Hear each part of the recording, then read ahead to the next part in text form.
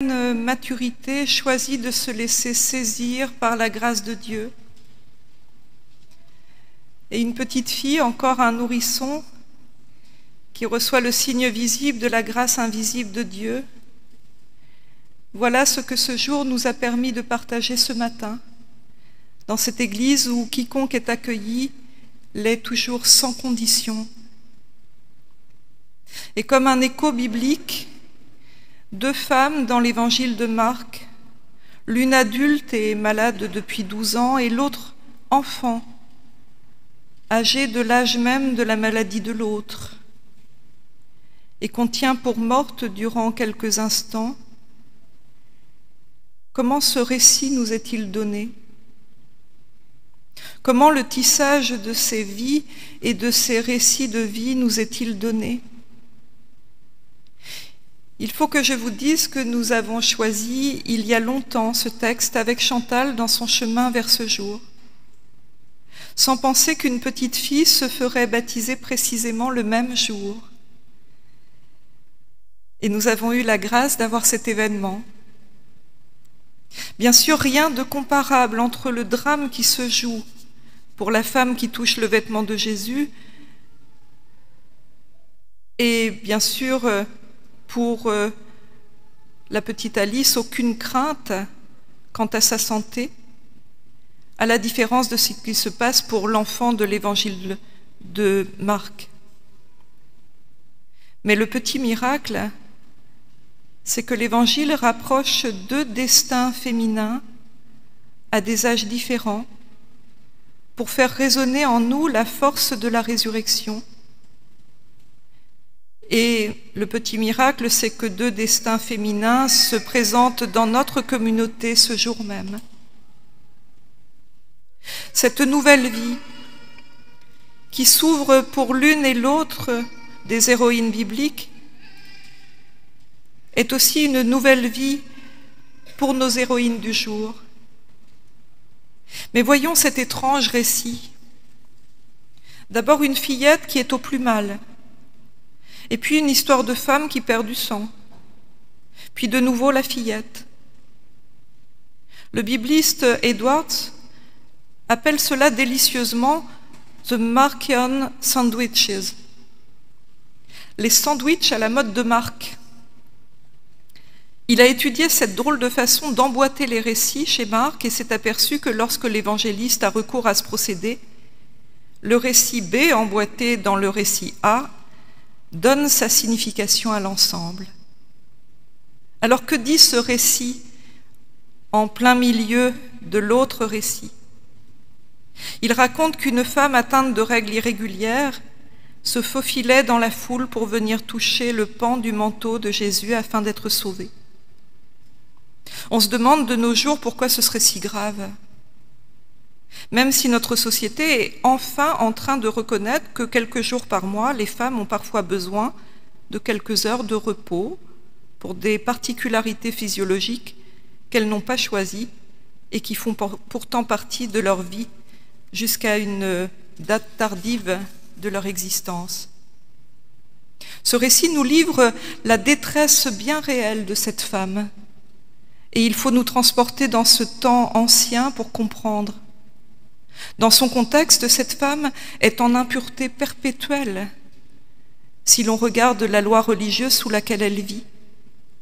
Dans Lévitique 15, 25, on lit que tout ce qui concerne les règles des femmes les rend impures, ainsi que tout ce qu'elles touchent pendant 7 jours.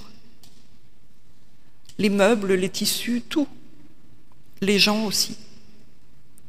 Toutefois, dans le Talmud de Babylone, plus récent que l'évangile de Marc, certes, mais qui laisse entrevoir son origine antique, il est écrit que la femme dont les menstruations ne sont pas régulières ne doit pas avoir de relations sexuelles, elle ne peut prétendre à sa dot, ni au fruit de ses biens propres, ni à une pension, ni à une compensation pour l'usure de sa garde-robe, et son mari doit la renvoyer et ne jamais la reprendre. Bref, cette femme devient de fait une marginale, précaire et ostracisée. À quelle vie peut-elle prétendre dans cette société traditionnelle? Dans une impasse, elle a l'audace, un certain jour où la foule est nombreuse, de venir toucher le vêtement de Jésus. Dans d'autres évangiles, on précise que l'on touche le pan du manteau de Jésus, ce qui revient à toucher les houppes qui y sont suspendues, qui pendent au châle qui lui sert de manteau. Ces houppes sont, dans la tenue vestimentaire des hommes juifs de cette époque, des rappels symboliques de la loi de Moïse, de chaque commandement. La femme hémorroïse, comme on l'appelle souvent, vient toucher Jésus dans son observance de la loi. Elle vient tracasser les commandements, comme si elle voulait demander « Est-ce bien raisonnable, toutes ces règles qui nous empêchent de vivre ?» Ce récit n'a rien d'un récit de miracle, ni par sa structure, ni son but non plus, car Jésus ne sait rien. Il se fait surprendre, et quand la femme dira qu'elle est guérie, sa parole ne valant rien devant les autorités religieuses parce qu'elle est une femme, elle n'accrédite pas que Jésus a accompli un miracle donc.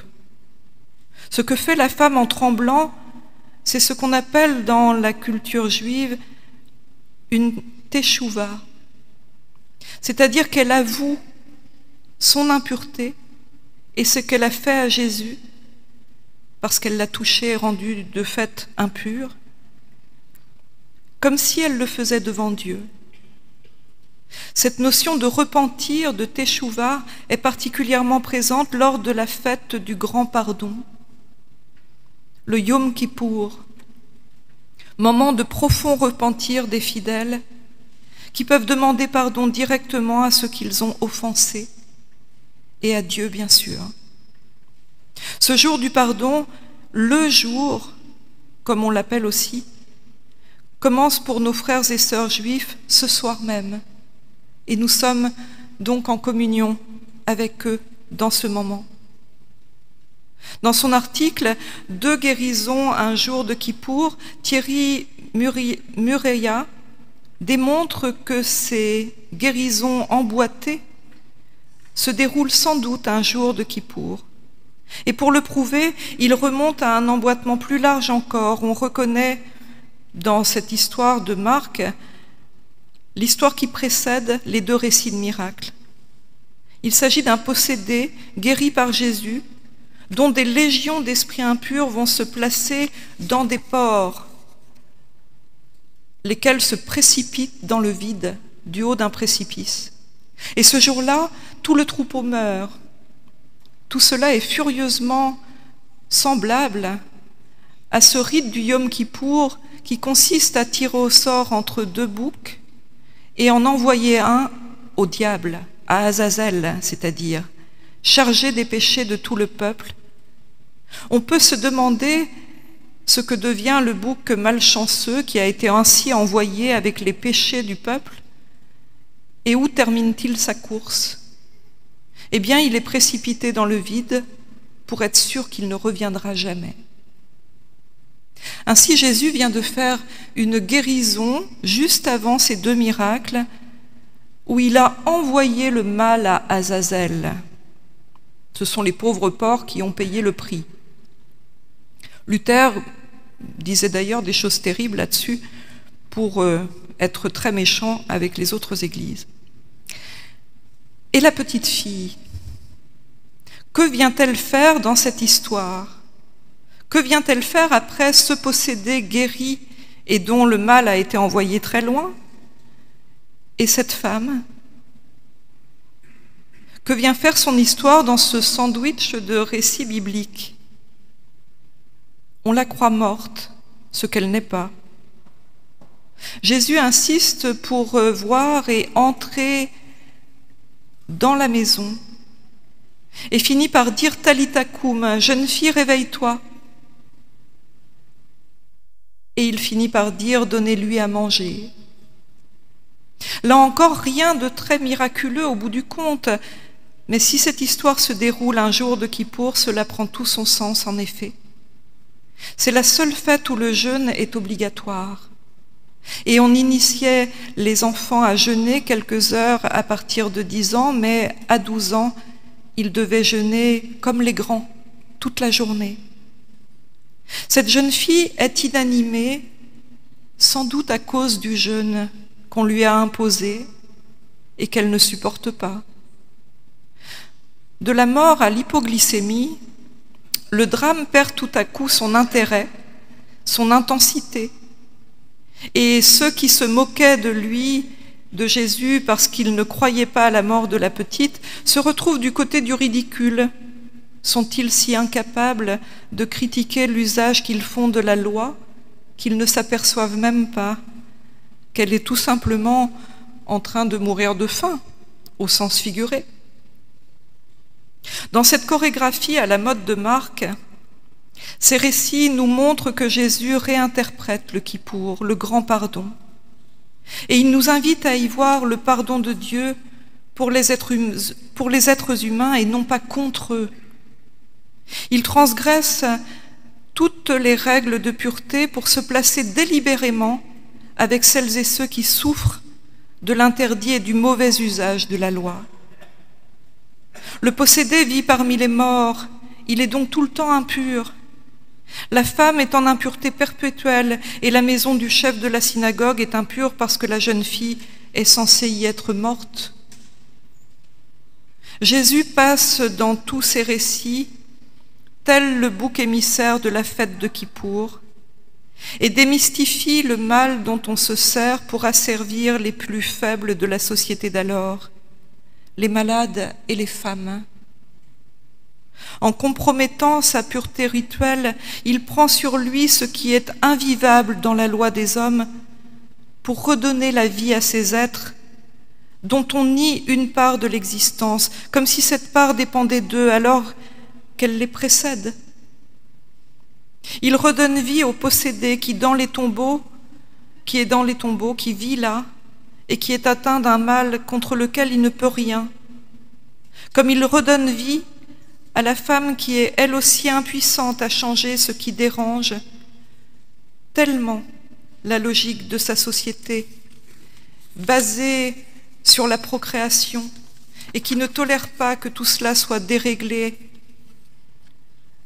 Il redonne vie à la jeune fille de 12 ans qui a besoin de manger plutôt que de jeûner si elle veut pouvoir grandir et tenir debout. En relevant les contradictions intenables d'une loi devenue injuste à force de ne pas prendre en compte l'humanité de chacun, Jésus accomplit le pardon de Dieu sans faire porter le poids d'une loi accablante à ces êtres fragiles qui ont besoin d'un salut.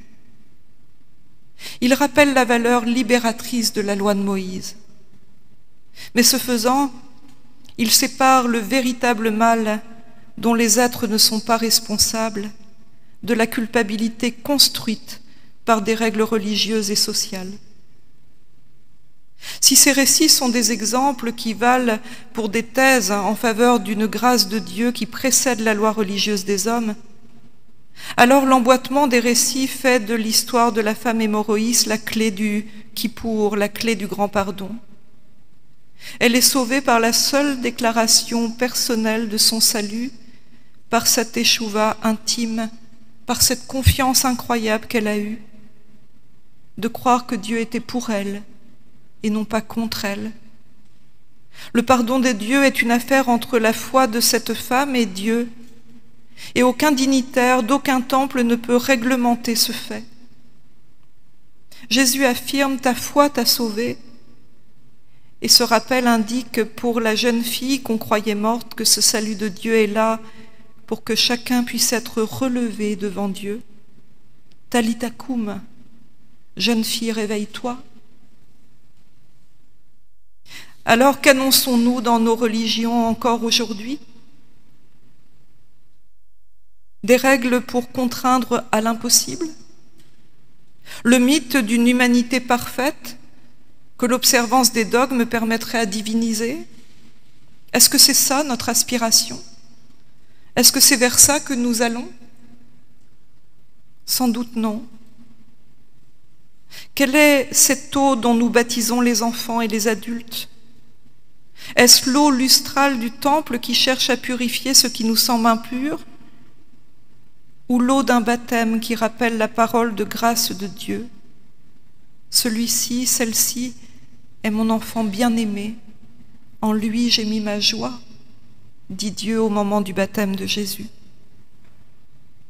Aujourd'hui, nous avons entendu la parole sincère d'une femme et sa relation à cette grâce qui redit sans cesse à chacun « Réveille-toi, tiens-toi debout, tu es aimé tel que tu es ». Aujourd'hui, nous avons annoncé cette grâce à une toute petite fille qui sera une fillette de 12 ans un jour et une femme plus tard avec son chemin, son parcours. Et à chaque âge de sa vie, elle aura besoin de cette parole de grâce de celles et de ceux qui déclarent croire en un Dieu qui libère. Serons-nous là pour démasquer le ridicule d'une religion qui place l'essentiel dans des dogmes qui contraignent sans libérer? Serons-nous là pour affirmer que seul son dialogue libre et intime avec Dieu fait autorité? Serons-nous là pour dénoncer les regards qui utilisent Dieu pour mieux culpabiliser et manipuler les consciences? Ici, c'est une maison ouverte. Et Chantal nous a dit qu'elle y était entrée un jour avec simplement l'accueil. Chantal et Alice marchent dans le peuple immense des enfants de Dieu. Chacune à leur façon, elles inventeront demain sans renoncer à quelque partie de leur vie. C'est complètes et entières que Dieu les aime et les accueille. Avec leurs forces et leurs faiblesses, avec leur corps, leur sensibilité, leur affectivité et tout ce qui reste à découvrir dans leur vie. Alors comme dans une résurrection qui n'en finit jamais, à chaque âge, que cette communauté puisse leur dire avec foi les paroles qui écartent d'elles les fausses morts, que cette communauté puisse dire toujours Talitha Koum. Amen.